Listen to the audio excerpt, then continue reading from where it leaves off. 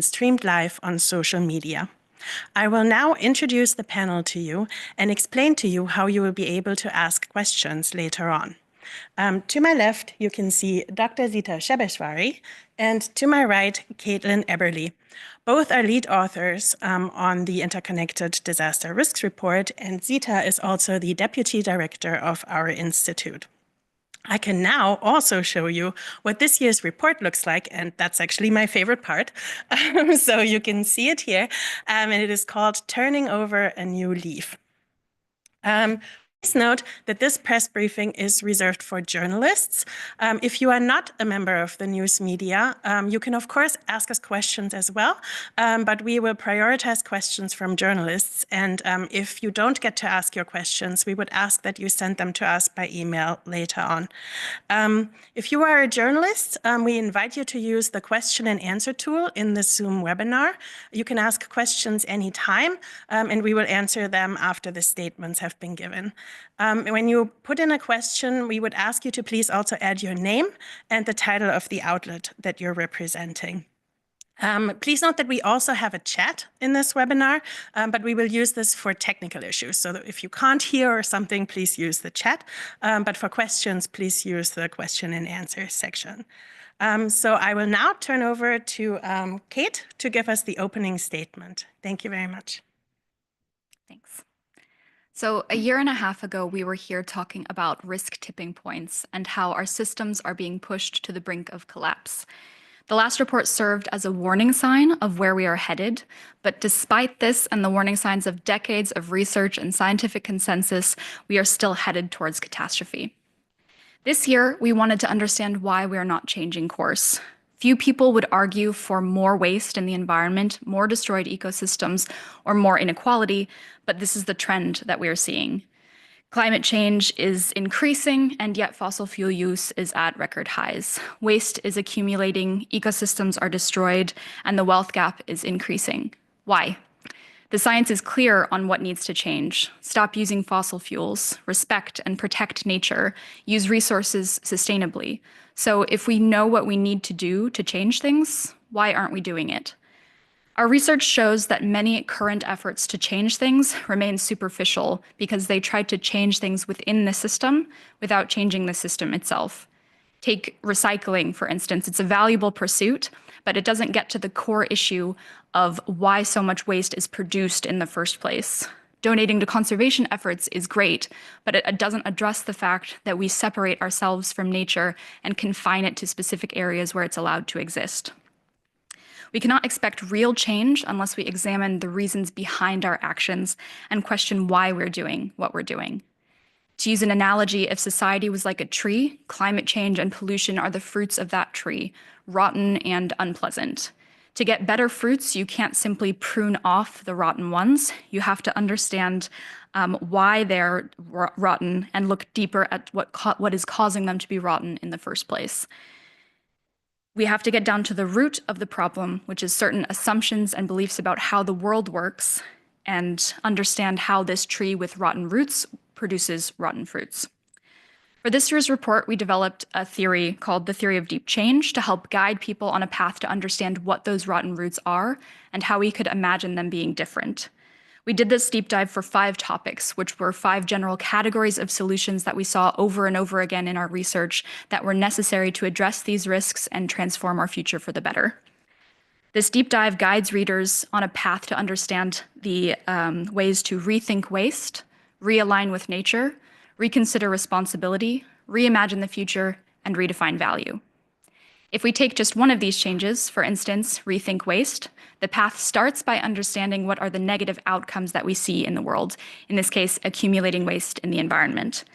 The theory of deep change then guides us to look at the structures that produce those outcomes in the first place, things like mass production systems, the prevalence of single-use items, or planned obsolescence where things are designed to break eventually.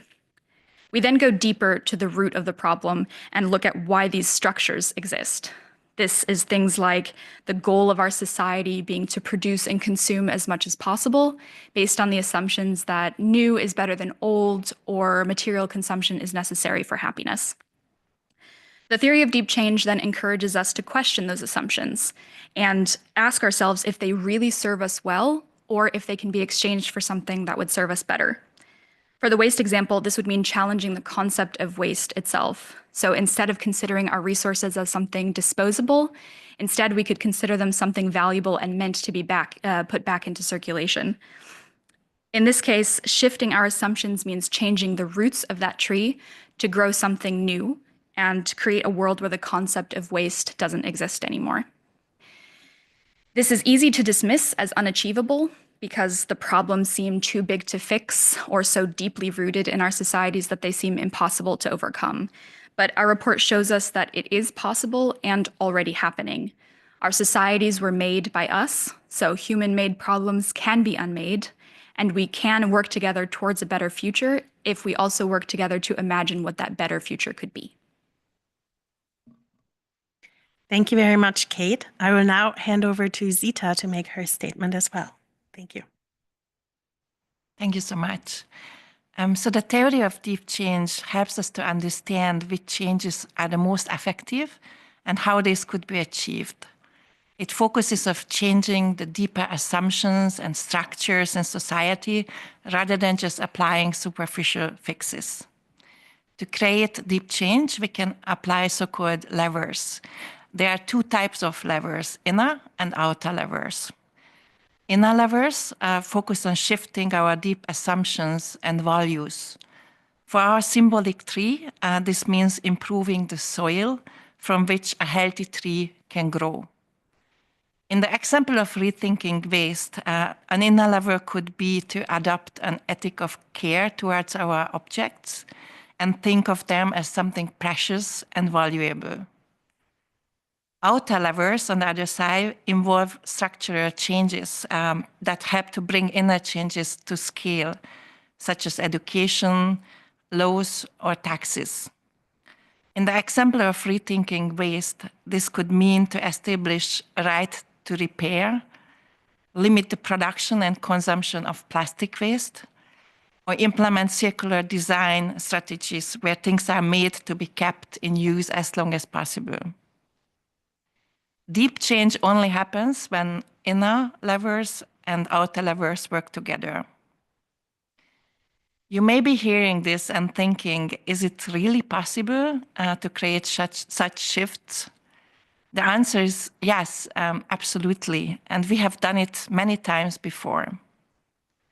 For example, attitudes towards smoking have changed dramatically over time. So smoking was something glamorized, but scientific evidence and also public health campaigns led to a collective shift in perception. So we pulled an inner lever. But also outer levers help to scale the change within society, such as banning advertisement for tobacco products or restricting smoking in public spaces, such as offices, public transport, or restaurants. Today, smoking is seen widely as something harmful, and fewer people smoke than before. We can tell that real change has happened when we look back and wonder how certain behaviors were ever accepted by society. For example, how could people possibly have smoked on an aircraft or in a closed car with a baby inside? This is how it can be in the future also for waste or for our relationship with nature. How could we think that resources can be wasted? How could we ever think that we are separate from nature and have the right to tame nature and change it as we please? Another example how inner and outer levers work together is the case of global responsibility. Many problems such as climate change or biodiversity loss impact the whole world and can be only solved together as global community. But humans often focus on their own community first and tend to take unilateral decisions that benefit themselves and often hurt others. One example of such a unilateral decision could be, if implemented, solar geoengineering. where aerosols are sprayed into the stratosphere to cool the planet by reflecting sunlight back to space. But solar geoengineering is very risky. It could disrupt regional climates, creating more droughts or extreme weather events in vulnerable areas. Moreover, in the hand of a few, these technologies might increase inequality and unilateral control. This clearly isn't a solution. It's a quick fix that avoids addressing the real issue, which is our reliance on fossil fuels.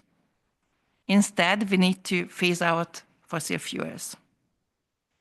This requires both pulling inner levers to see us and understand ourselves as part of a global community responsible to make that change, alongside outer levers such as global citizenship education or international agreements such as the Paris Agreement.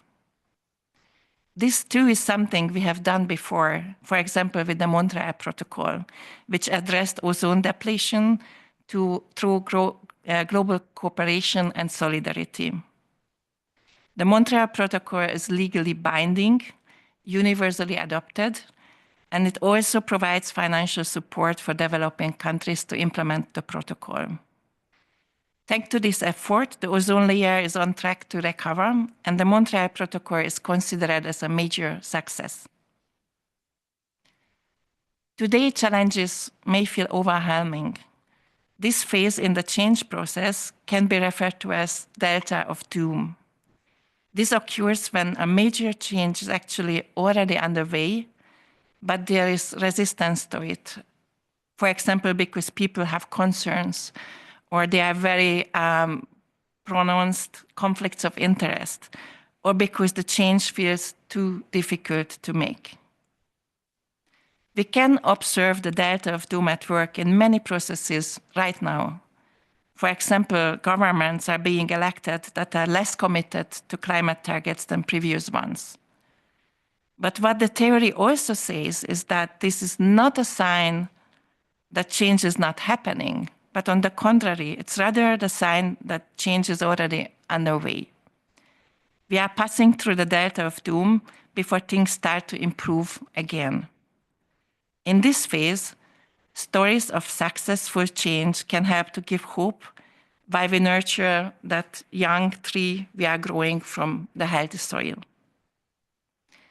We would like to invite you to read our report for examples of inner and outer levers, as well as success stories from all over the world. Thank you. Thank you both for your statements. We will now move into the next part of this press briefing where you can ask questions. We would please ask you to put your questions in the question and answer function of the webinar and add your name as well as the name of the outlet that you're representing. Because it probably takes you a little bit of time to type, I will ask the first question and then we will move on. So the first question that I would like to ask is, this report takes a very positive tone, obviously, and it's doing this at a time when in many countries, things might be going in the opposite direction. So I would like to ask, how useful is this positive framing when we do see a lot of negative around us? And I would like to direct this question at Kate, please. So our last reports focused on disasters and tipping points and all of this negative news also that we're seeing every day on the news channels, that it feels like there's no progress being made or there's no chance to stop these things, or our efforts are then focused on trying to stop the negative processes from happening. We try to stop climate change or limit biodiversity loss. And this year's report was especially focused on that positive change to give us the hope that there could be something beyond just limiting the worst effects. So those positive stories give us a chance to push the boundaries of what's possible and imagine something that could be even beyond our conception currently. And these positive stories are really useful. And we talk about in the report imaginaries and the value of imagination. This has in the past been a very common proponent in like science fiction. So to push the boundaries of what we even could imagine was possible. So Star Trek, for example, showed us a flip phone before flip phones even existed. And it pushed our imagination of, oh, that's something that we could have in our reality. And then it was made possible. So these positive stories allow us to push the boundaries and imagine something that is totally different. And it's super valuable to have those. Thank you very much, Kate. That's very inspiring. And thank you for the Star Trek reference. I also have a question for Zita, and that is about the title of the report, of course, because the series is called the Interconnected Disaster Risks Report. Can you say something about the interconnections in this particular edition, please?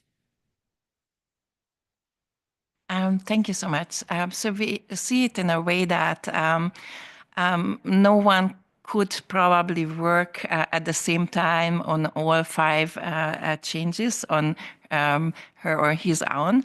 But whenever we are working towards one of those changes, oftentimes we generate synergies.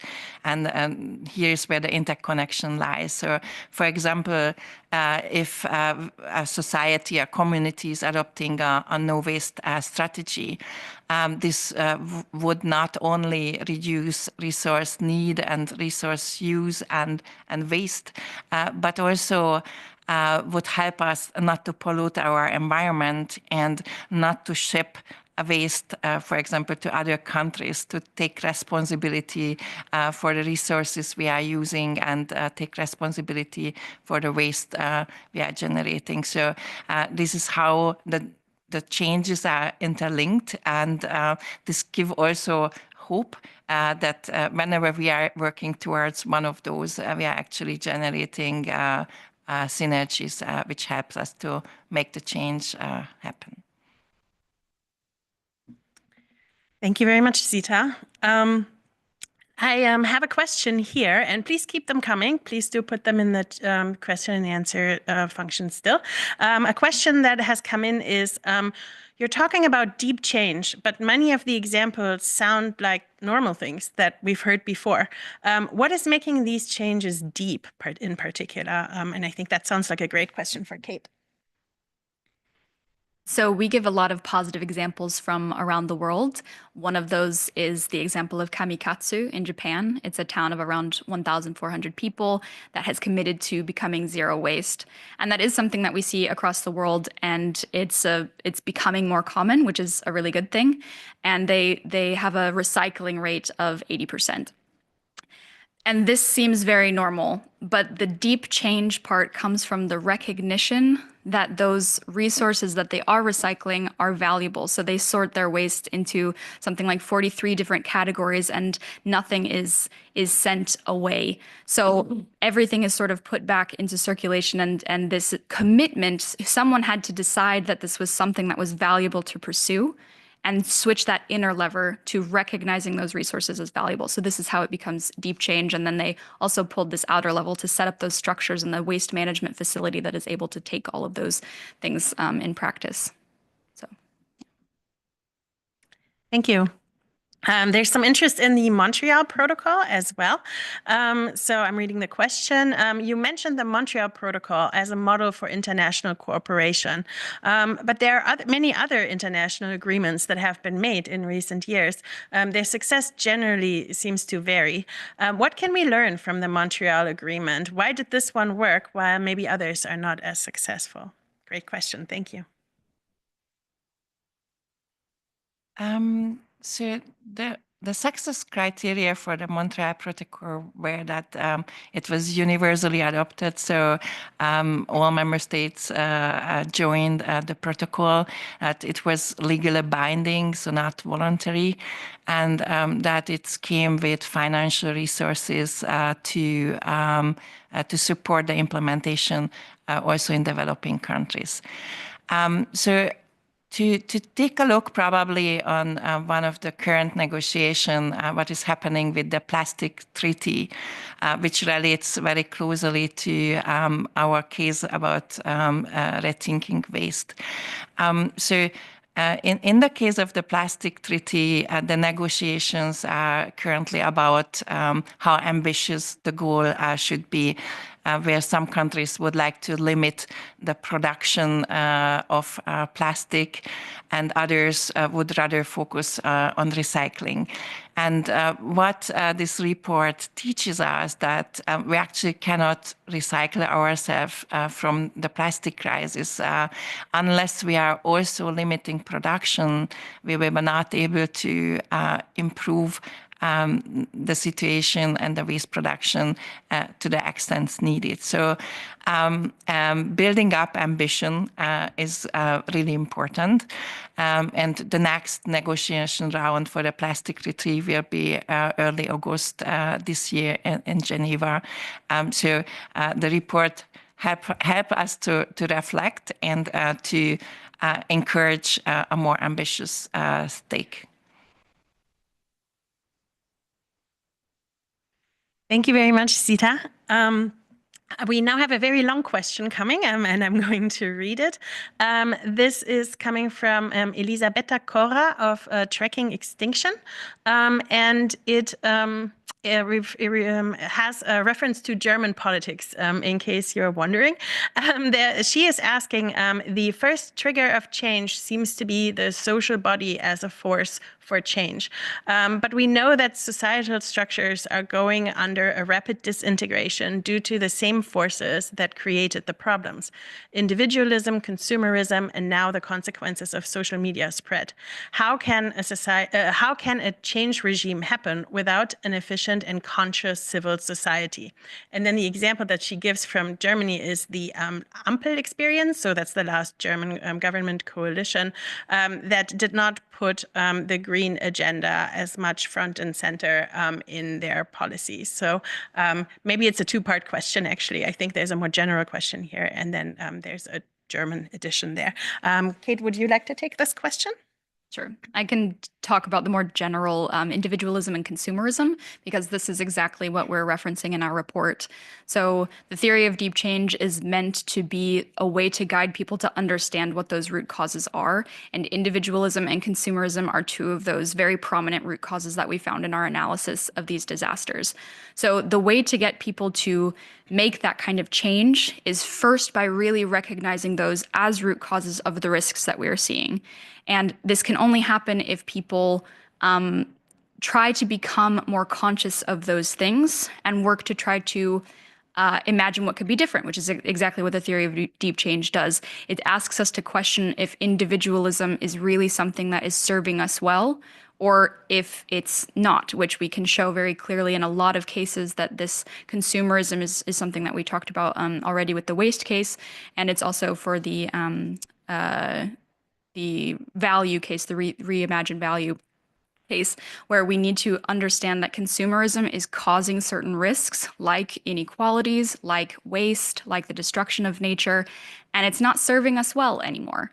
So if we can recognize that as the root cause and work in ourselves to pull that inner lever of caring about the environment, caring about our fellow people on the planet, then we can work to shift that and make that change regime, as you mentioned, happen in reality. Thank you, Kate. Zita, would you like to add something particularly about maybe the second part? Yeah, I mean, without going in detail into German politics, I think what is important is to see that those inner and outer levers need to be joined. So certain regulations which are suggested and put forward by ministries or government needs backing and understanding for it, and the backing in society. And as you pointed out in your question, so civil society is playing a real important role here too. And kind of in the case of the Ampel, as you point out, there was within the government a different vision about what exactly to implement and with which means, which made it probably the communication more difficult because you need the buy-in of citizens. But nevertheless, a lot of changes are happening in Germany if it comes to renewables, and we are awaiting today I guess today, so to say, what the new government is proposing, and I can only hope that climate change will be heavily highlighted in that agenda and the respective changes we need to make. Thank you so much, Zita. We have a question from Bob Berwin of Inside Climate News. And the question is, are there any historical analogies for getting past the Delta of Doom, besides the Montreal Protocol, for example? Who would like to take this one? Zita, do you want to go again? Yes, thank you. Montreal Protocol was yours. Well, I mean, the example which just came spontaneously to my mind is a small one. It's not comparable to climate change, but when the European Union forbid the use of light bulbs, there was a lot of opposition to it, and many people didn't really understood why this need to be done. And it was at the beginning not a very welcoming environment to that change. But that is completely overcome. I think no one is really missing the light bulbs from back in time, and we learned to appreciate the more energy efficient light systems, so to say, LEDs and alike. So this is just a small example. I don't know if maybe Kate has a different one, but I think whenever there's a change, there are always people who question it. There are always people who are interested, or companies who are interested keeping the old system going. So basically, this change need to be the change process need to take the citizens on board. It needs also the regulations which set, so to say, the rules of the game for the entire society. Small example, but probably fitting. Thank you so much, Zita. We have another question. It's actually two questions. I will start with the first one from Mose Appelblad of the Brussels Times. His first question is your deep change theory based on previous change theories, or is it based on a feeling of disappointment with a lack of action to prevent tipping points from happening? And I would like to direct this one at Kate. So the theory of deep change is based on previous change theories. If you can see in our methodology in the report if you want a little bit more details, but it's based on the iceberg model to understand the root causes of risk, something called Theory U to guide an awareness of how change can happen, and the action scales model to understand the different levels of change, as well as the leverage points theory from Donella Meadows. So we have it based and built on these other theories, but the general start point of where we began to develop this theory of deep change was because we felt as though the hope that things could change it felt a bit stagnated. People didn't seem to have a lot of hope that we could actually change. And so we wanted to understand why we're not changing course when the solutions are so apparent to us. So maybe not a lack of action, because we also show in the report that there's many actions already being taken. It was more to address the fact that some people feel like they don't know how to get started, or they think that these problems are too big to tackle by themselves. And we show that it is possible. Thank you, Kate. The second question I would then direct at Zita, and that is, what do we as private persons do if politicians don't take their responsibility and deny climate change and scientific evidence? For example, the Trump administration. Thank you. So Transformational change theory basically says that transformation can start at different levels. So it can start on the niche level, where communities or a group of people or even individual envision a different way to do things, or envision a different shape the future could take. And that change could start on a small scale. And this small scale change could be seen as inspiration and could be picked up by mainstream society. And this is what we still can do, even if, so to say, on the government level, we are seeing probably a different trend. But we can go on as communities, as individuals. We can connect grassroots movement with each other. We can do that also internationally, and we can strengthen civil society. We as individuals can also step up and assume our role and responsibility for the change process, and contribute to the change from the niche level. And what we are seeing in this phase of the data of doom, that it's really important that positive examples, positive narratives are highlighted. For example, in the media and in social media, so that people who are engaged in these change processes do not feel alone and get inspiration. Thank you, Zita. There's another question. In regards to nature, does the report address the issue of factory farming in agriculture and vested interests in big agriculture? Kate, would you like to take this one? Thank you. The nature case in our report talks about how humans tend to dominate and control nature. Our main example for this was river channelization, how we as humans tend to control and confine rivers to meet human needs.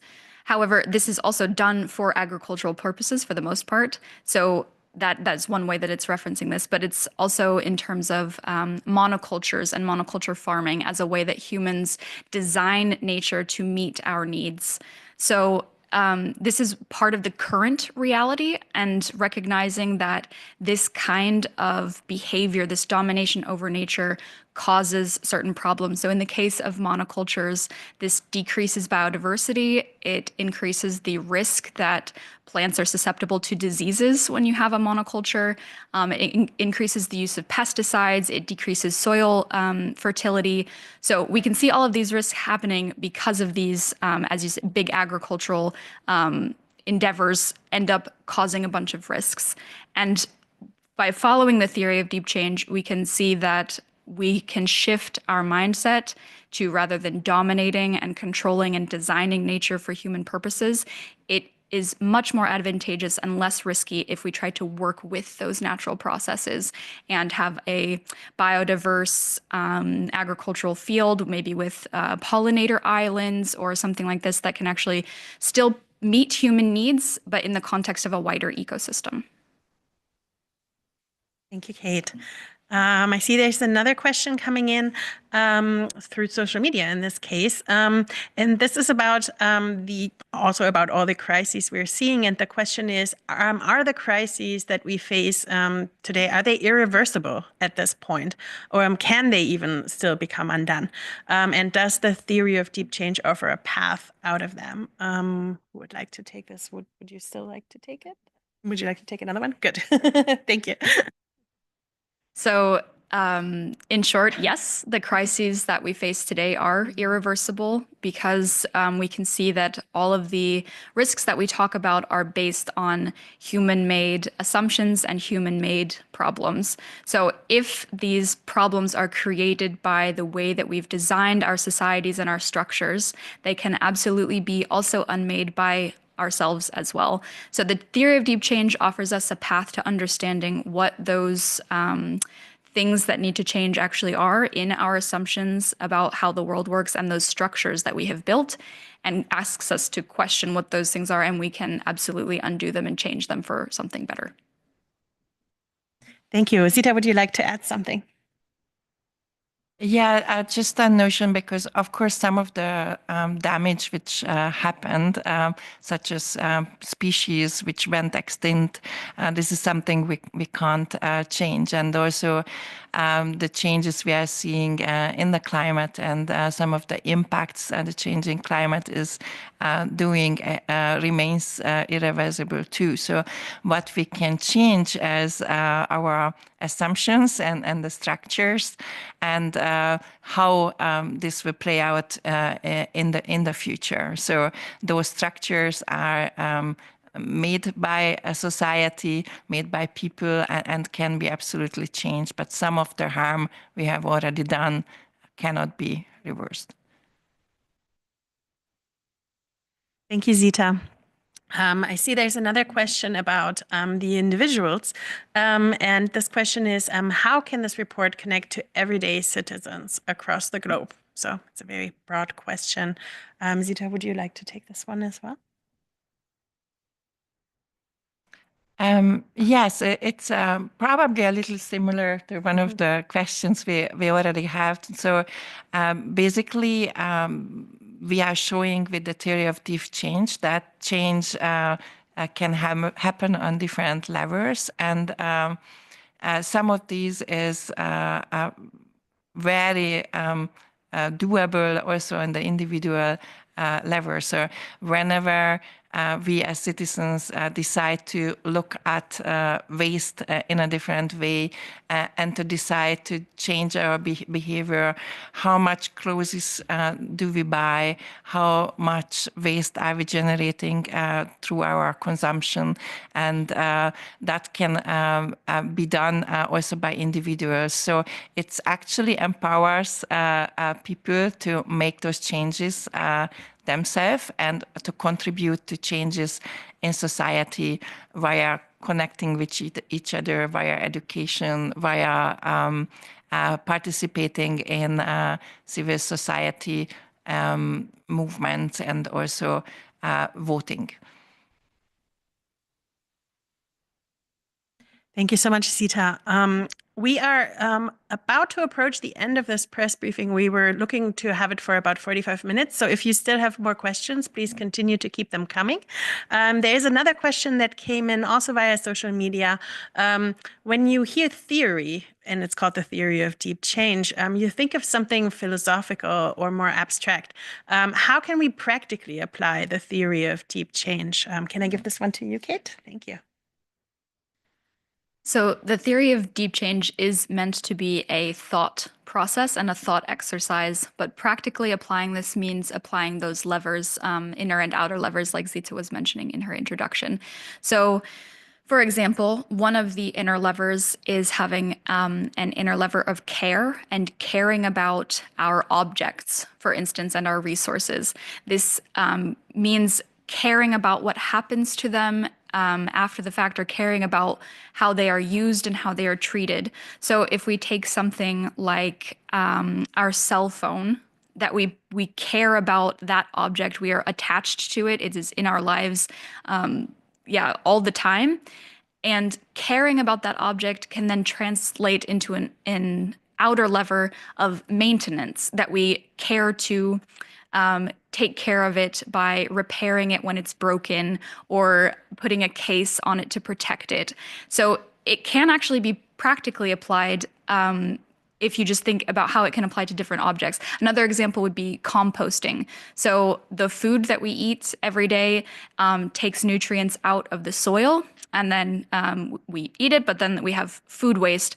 And if that food goes into a landfill, those nutrients are not returning to the soil. So if we care about those nutrients and we care about the planet, then we can make the conscious effort to return those very valuable resources back to where they came from, for example, by composting. And that's an action that every individual can take, even on their own balcony. Thank you, Kate. There's another question. This reads like an unusual climate report. Why did you decide to write about assumptions and positive examples? Zita, would you like to take this one? Yes, probably I would start with questioning that this is a climate report. So climate change is one of the outcomes of all the wrong assumptions and values we are having at the moment.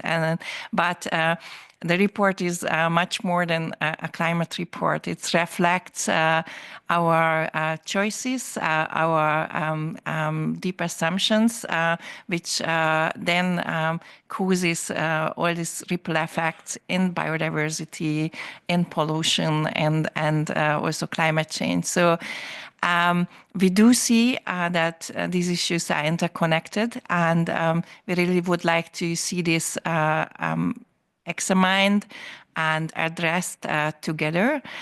So I'm very much convinced that climate change needs to be looked together with the biodiversity crisis and with pollution and with the other planetary boundaries which we are also crossing. So it's really an approach to see the world as it is, as interconnected, and that we need to address the issues together. Thank you so much, Zita. There's another one from social media coming in. It's a short one. How did you come up with these 5 changes? Kate, would you like to take this one? The 5 changes that we came up with were actually developed in the previous year's report as the broad categories of solutions that we saw over and over again in our research, not only from last year, but also the previous years, and that we can see from also the decades of scientific research that has come before, that these are the kinds of solutions that are necessary to transform our world and avoid those crossing those tipping points and pushing our systems to the brink of collapse. These are the kinds of changes that we have to make, and all of them are equally important to focus on. And luckily, as Zita was mentioning before, they're all interconnected, so we can choose the ones that speak to us the most, and they will have effects for all of the rest of them. So I would encourage everyone to try to look at this report, look at those changes, and try to decide which of those that you could make in your life to make that kind of better world that we're talking about possible. Thank you so much, Kate. I think we are approaching the end of the time that we have set aside for this press briefing. So I would like to conclude the question and answer part here. Thank you very much for everyone who has contributed questions. I would now like to give our 2 speakers a chance to add closing remarks. Is there anything else that you would like to add? Kate, would you like to start? Yeah, I would just like to end with something rather positive, because we see in the news every day very negative stories, and this has sort of put in our minds that we need to sort of fight against these negative processes like climate change or biodiversity loss.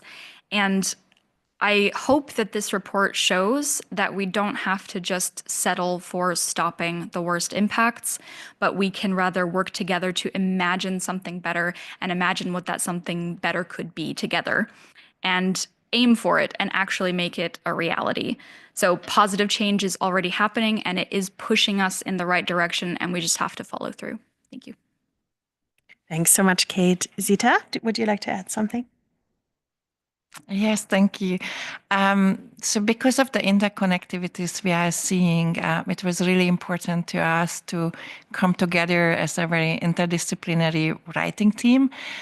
So we have on the core writing team anthropologists, sociologists, also geologists and ecologists, and someone specialized in resources and how resources are used. So what my takeaway was from the process, that it's crucial that we are building teams from different disciplines whenever we are looking into reasons for the struggles we are seeing and for the possible solutions, and that these really colorful teams in terms of backgrounds can be implemented in different places and can join together to find better solutions for the future. Thank you. Very nice final words. Thank you so much to both of you. So this then concludes today's press briefing. I'm very happy to announce that if you now go to the report's website, which is interconnectedrisks.org, you can find the report, but you can find a lot more than the report. There are 5 technical background reports, and there's a lot of other materials, videos, all sorts of things. So please do go and check it out. We will also show at the very end the link or the QR code on the screen if that makes it easier to find the report. And then if you would like to arrange an interview or if you have any further questions, we would invite you to send us an email to press@ehs.unu.edu. And we'll be happy to get back to you. Thank you so much for joining us today and have a wonderful day.